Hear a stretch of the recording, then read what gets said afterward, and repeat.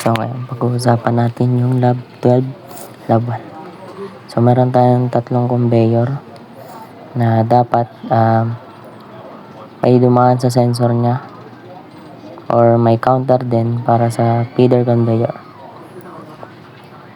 So kung ano yung input na ma-register doon, hindi yung required para mahanap natin yung total sum of part into the main conveyor. So magka-count lang tayo ng 20.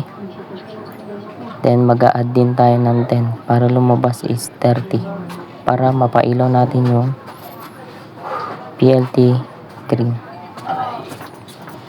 So yun lang. Pag-a-add. So sa lab sa 2 naman, 2 conveyor, meron tayong 2 conveyor A and B are feed into a main conveyor.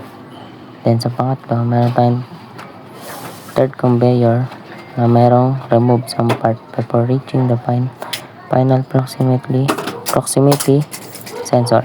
Determine the total number of parts leaving. So yan, kailangan lang natin din mag-count.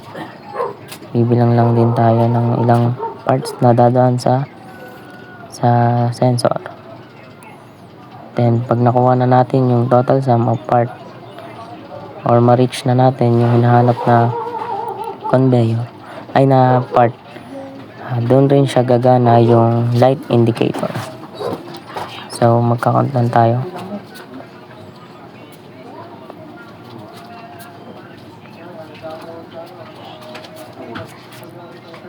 Kumana na siya. After natin total yung sa 3 naman, meron tayong conveyor system. 6 pieces of can soda. Medium box has 12 piece of can. Sa big box naman ay may 20 pieces. So each box has a separate conveyor ABC. So yan, magka-count lang tayo ng mga dadaan na conveyor. Gagana yung 100.05, 100.08. Yan, mag-a-add lang tayo. Hanggang sa ma-reach natin yung kung ilang boxes or can soda ang dadaan sa IR or sensor. Then, i-add lang natin siya para gumana yung 101.08. So, meron tayong output that keeps the dimension in inches.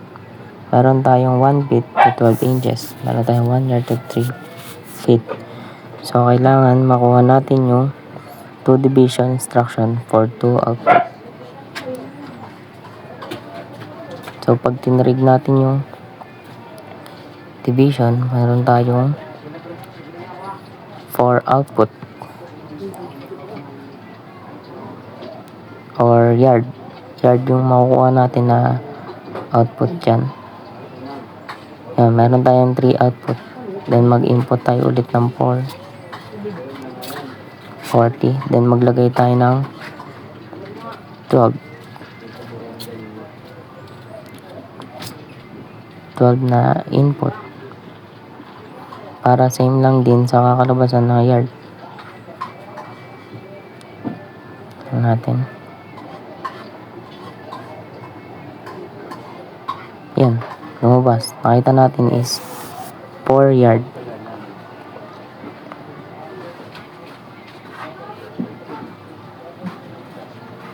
Kung kung i-ibay natin, kakalabasan din is 4. So, yun lang. So, sa 5 naman, gagawa tayo ng PLC program that converts degree Fahrenheit to degree Celsius. Use this formula. So, mag-ano tayo? 9. So, i-ano muna natin. Yan. Times yung 9 sa 34. Then, i-add natin yung 225. Then, ipa-plus sa 45 yung 32.